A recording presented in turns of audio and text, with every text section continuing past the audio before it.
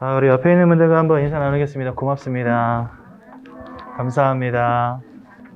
주님 안에서 사랑합니다. 우리 후대들 꼭 끌어안고 언약 전달해 주겠습니다. 사랑하는 누구누구야. 너는 하나님의 자녀란다. 사단의 권세를 꺾으신 참 왕 되신 그리스도,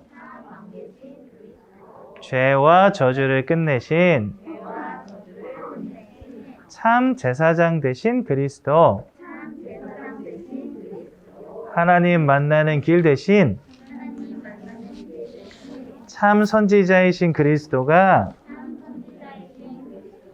지금 내 안에 함께 하신단다. 일평생 전도와 선교의 현장 속에서 그리스도를 발견하고 보좌의 축복을 누리는 귀한 렘넌트 되려. 반드시 그래 역사하실 줄로 분명히 믿습니다. 마태복음 16장 13절에서 20절 보겠습니다.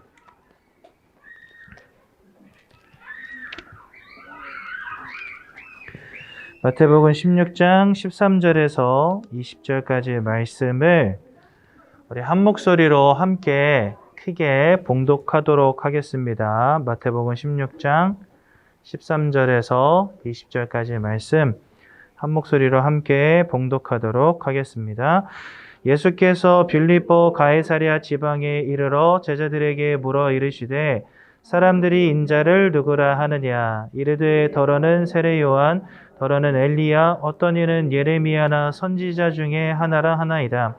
이르시되 너희는 나를 누구라 하느냐. 시몬 베드로가 대답하여 이르되 주는 그리스도시요 살아계신 하나님의 아들이시니이다. 예수께서 대답하여 이르시되 바요나 시몬아 내가 복이 있도다. 이를 내게 알게 한 이는 혈육이 아니요 하늘에 계신 내 아버지시니라. 또 내가 내게 이르노니 너는 베드로라. 내가 이 반석 위에 내 교회를 세우리니 음부의 권세가 이기지 못하리라. 내가 천국 열쇠를 내게 주리니 내가 땅에서 무엇이든지 매면 하늘에서도 매일 것이요 내가 땅에서 무엇이든지 풀면 하늘에서도 풀리리라 하시고 이에 제자들에게 경고하사 자기가 그리스도인 것을 아무에게도 이르지 말라 하시니라. 아멘. 오래간만에 태영하고 오니까 되게 좋네요. 오래간만에 오는데도 낯설지 않은 이 느낌? 잘 지내셨습니까, 여러분? 반갑고요. 오늘은 태영아 부모가 회복해야 할 전도 현장이라는 제목으로 잠시 말씀 나누겠습니다. 여러분, TV에 나오는 탤런트들, 과연 그들이 TV를 통해서 보여주는 모습과 그들의 실제 모습이 같다라고 우리는 다들 생각하진 않을 겁니다. 그런데 그 사람의 이미지가 TV로 늘 보여지던 이미지가 각인이 되다 보니 그 사람의 진짜 모습을 아는 사람은 별로 없어요. 누구는 알까요? 같이 사는 사람들은 알 겁니다, 아마. 여러분들도 홍감사 목사 하면은 앞에서 말씀 전하고 교회에서 사역하고 하는 모습만 늘 보시잖아요. 그런데 저의 진짜 모습은 아마 저의 가족들이 잘 알 겁니다. 그것처럼 진짜 예수님이 어떤 분이신지를 알고 싶다면 예수님이 계셨던 곳에 우리가 함께 있는 것 정말 중요한 것입니다. 그분과 함께하고 함께 호흡하지 않으면 절대로 예수님을 알 수가 없는 거죠.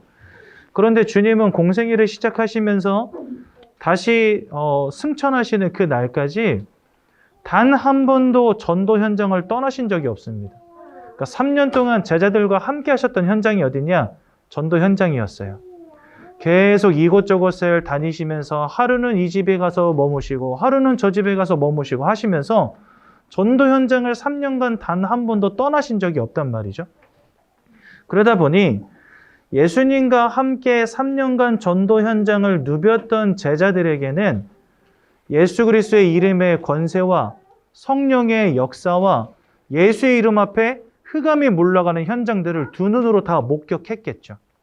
그런데 예수님이 선택한 민족임에도 불구하고 하나님이 처음부터 언약을 주신 민족임에도 불구하고 예수님이 함께 하셨던 이 전도의 현장을 잃어버렸던 사람들, 저 회당에서 하나님 주신 말씀 가지고 책상에서 그거 주문처럼 외우고 앉아 있었던 유대인들은 예수가 그리스도라는 사실을 죽었다 깨어나도 깨닫지 못했던 것입니다.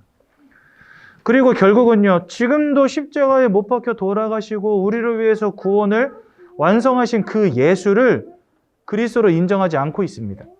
지금도 여전히 그리스도 예수가 오시기를, 예수가 아니죠. 그리스도가 오시기를 기다리고 있습니다. 이만큼 예수님이 계셨던 전도 현장이 나에게 회복되어질 때야 비로소 진짜 주님이 이 땅에 왜 오셨는지가 보여지게 된다는 사실을 기억해야 됩니다. 많은 교회들이 전도 현장을 잃어버렸거든요. 그 결과가 뭐냐? 세례 요한처럼 사회운동하고 있습니다. 정권 바꿔야 된다 부르짖는 목사님들 여러분들 생각보다 많이 계십니다. 정치가 잘못돼서 나라가 망한다 이런 말 하시는 목사님들 진짜 많이 계십니다. 그러니까 여러분도 한번 솔직하게 말해보죠. 정치가 잘못돼서 나라가 망했습니까? 정치가 잘못됐기 때문에 나라가 힘듭니까? 그거 오해 중에 오해라는 사실 꼭 기억하십시오. 정권이 백날 바뀌고 대통령이 백날 바뀌어도 인생의 개인의 문제, 시대의 문제 끝나지 않습니다. 왜일까요? 이 땅의 문제는 정치 문제가 아니기 때문에. 그런데 많은 목사님들이 사상과 이념에 흔들리고 있다니까요. 교회 안에서 사회운동하고 있어요. 주님이 오신 진짜 이유를 모르니까 엉뚱한 거 붙잡고 있는 겁니다. 어떤 이들은요, 우리가 구제하고 봉사하고 사람들 위해서 눈물 흘리며 박애주의를 실천해야 된다. 얼마나 많은 교회들이 전도 현장은 잃어버린 채 헌신 봉사 구제하고 있습니까? 이게 어느 정도로 심각하냐? 헌신 봉사 구제하지 않고 선행하지 않으면 구원받지 못한다라고 가르쳐요. 여러분, 전도 현장을 잃어버렸다는 것은 이렇게 위험한 것입니다. 또 많은 교회들이요, 신비주의에 홀딱 넘어가 있습니다. 주야 믿습니다 불러 하고 부르짖고 있어요. 이유는 무엇입니까? 나 건강하게 해달라고, 성공하게 해달라고, 돈 많이 벌게 해달라고, 자녀 잘 되게 해달라고. 여러분, 영적인 전도의 현장이 보여지지 않으니 결국은 육신적인 것에 매달릴 수밖에 없는 겁니다. 전도 현장을 잃어버린 교회. 또 선지자 중에 하나다 이렇게 말합니다. 율법의 말씀을 전하는 선지자들. 그래서요, 모든 교회들이 율법에 사로잡히고 율법의 눈으로 사람들을 정죄하고 죄의식 속에 살아가면서 죽는 그날까지 회개만 하다 끝나요. 하나님이 우리에게 주신 진정한 영적인 축복들을 누리지 못한 채. 그래서 우리 태영아 부모님들에게 있어서 전도 현장의 회복은 선택이 아닙니다. 그것은요, 하나님께서 제자들을 선택하시고 예수님께서 제자들을 선택하시고 부르신 이후에 제자들과 함께 머물렀던 것이 전도 현장이라니까요. 우리 태영아 부모님들에게 있어서 전도 현장은 주님을 체험하며 그리스도를 발견하며 내 인생의 가장 복된 가치 있는 삶을 찾는 유일한 장소가 전도 현장임을 꼭 기억하셔야 됩니다. 주님이 뭐 할 일 없어가지고 제자들 데리고 다니면서 이 집 저 집에서 기거하셨겠습니까? 우리 제자들과 함께 현장을 다니며 현장의 역사는 사단의 역사를 보여주시기 원했고, 그래서 왜 예수 그리스도만이 오직 되는지 알려주고 싶으셨던 거예요. 그런데 우리 태영아 부모님들에게 사실 전도 현장은 그리 쉽지 않은 현장입니다. 왜 그럴까요? 네, 딸린 아가 있어서. 그래서 우리 태영아 부모님들은 나 임신 때문에, 육아 때문에, 출산 때문에, 육아 때문에 현장 가지 못해요 라고 생각할 때가 참 많으시더라고요. 저는 예전에도 한번 말씀드린 적이 있지만 성도의 인생은 예수를 만난 그 순간부터 천국 가는 그 날까지 전도 현장 속에서 응답받아야 될 인생이다라고 말씀드렸죠. 그런데 다만 시간표가 있을 뿐이다. 아이가 나에게 있는 시간표. 하지만 그것 또한 전도를 누려야 될 시간표임을 기억하십시오. 내가 임신도 하고 출산도 하고 육아도 하지만 여러분들이 큰 틀에서 전도자의 삶을 벗어나는 일은 있어서는 안 된다는 거예요. 그래서 우리 모든 태영아 부모님들은요, 내가 누려야 될 전도 현장이 무엇이고 내가 죽는 날까지 응답받아야 될 전도가 무엇인지 꼭 발견하시고 임신, 출산, 육아 이 시기에도 끊이지 않는 전도의 응답 가운데로 들어가셔야 되는 것입니다. 전도 현장을 여기 1번 보겠습니다. 왜 전도 현장입니까? 전도 현장을 알지 못하면 그리스도로 오해합니다. 그러니까 자꾸만 신비주의, 박애주의, 사회운동, 율법주의 이런 것에 사로잡히는 잘못된 신앙생활을 하게 되는 것이고요. 그러다 보면 내가 정말 누려야 될 전도자의 삶이 아닌 기복적인 삶을 살아갈 수밖에 없는 겁니다. 그래서 올바른 신앙과 올바른 삶을 잃어버리는 결과를 초래하게 돼요. 언제요? 전도를 잃어버릴 때. 그래서 우리 태영아 부모님들은 나는 진짜 주님이 계셨던 전도의 현장을 회복하고 일평생 전도자의 삶을 살아가는 그런 사람이 되어야 되겠다 결론 내리시면 되겠습니다. 이 전도 현장에 들어갈 때야 비로소 만왕의 왕 되시며 대제사장 되시며 참 선지자 되신 그리스도 예수가 우리에게 보이기 시작하는 겁니다. 저는 2년 동안 200명이 넘는 무속인들을 만나면서 불신자 상태 6가지가 다 확인이 되었어요. 거기에서. 그러면서 나에게 있는 창세기 3장, 나에게 있는 불신자 상태 6가지, 나에게 있는 흑암의 역사가 진짜 속속들이 보이기 시작하더라고요. 옛날에 말씀을 들을 때는 그게 나에게 정말 와닿지 않았는데 전도 현장을 보니까 이것이 이 시대의 문제고 세상의 문제고 나의 문제구나 이게 발견되어지기 시작했어요. 전도 현장이 바로 보일 때 나에게 와 있는 영적 문제, 이 시대의 문제가 보이게 되고 그러면 말씀으로 이해했던 그리스도가 나에게 실제가 되는 역사가 시작이 되는 겁니다. 저는요, 왕, 제사장, 선지자 이 세 단어가 우리 다락방 용어인 줄 알았어요. 근데 그거 착각이더라고요. 제가 신학을 하면서 많은 신학 서적들을 보게 됐거든요. 우리 다락방에는 아직 그 족적을 남길 만한 신학자가 나오지 않았기 때문에 신학 교재를 다 지금까지 유명했던 사람들이 쓴 신학 교재들을 사용해서 공부를 합니다. 그런데요, 너무나 놀랍게도 기독론이라는 곳에 가보면 왕, 선지자, 제사장이 굉장히 세밀하게 잘 정리돼서 써져 있어요. 그거 읽는데 평소에 메시지를 통해서 듣는 것보다 더 확실하게 그리스도가 보여지더라고요. 그런데 이렇게 뛰어난 신학자들이 있고 이렇게 뛰어난 신학의 내용들이 있는데 어째서 한국 교회는 또 세계 교회는 그리스도를 잃어버렸을까? 답은 하나밖에 없었습니다. 한 번도 그 그리스도가 나에게 체험되어지는 전도 현장이 없었던 거예요. 뭔가 성경의 말씀들은 잘 정리해 놨지만 그게 나에게 실제로 체험되어지는 전도 현장이 없었다는 사실. 그래서 우리 모두 태영아 부모님들이 진짜 그리스도로 각인되어지고 우리 후대들에게 그 감동과 은혜를 전달하기 원하신다면 말씀을 듣고 말씀을 정리하는 것에서 그치면 절대 안 됩니다. 여러분들 나름대로의 현장을 찾으셔야 되는 거죠. 첫 번째 현장은요, 가정과 가문 현장입니다. 창세기 35장 2절에 야곱은 이렇게 말합니다. 너희에게서 모든 우상들을 제하여 버리라 말합니다. 맞습니다. 가정과 가문에서부터 지금까지 나도 모르게 가문 따라 혈통 따라 내려왔던 모든 우상의 흐름들, 흑암의 역사들이 우리 자녀에게도 이미 와 있다니까요. 여러분들 그것을 정말 눈으로 보시고 기도로 흑암과의 영적 싸움에 도전하시면서 오직 복음으로 우리 후대들 살리셔야 됩니다. 여러분들 왕하 22장 2절에는 뭐가 나오는지 아십니까? 또 3상 1장 11절에는 뭐가 나오는지 아십니까?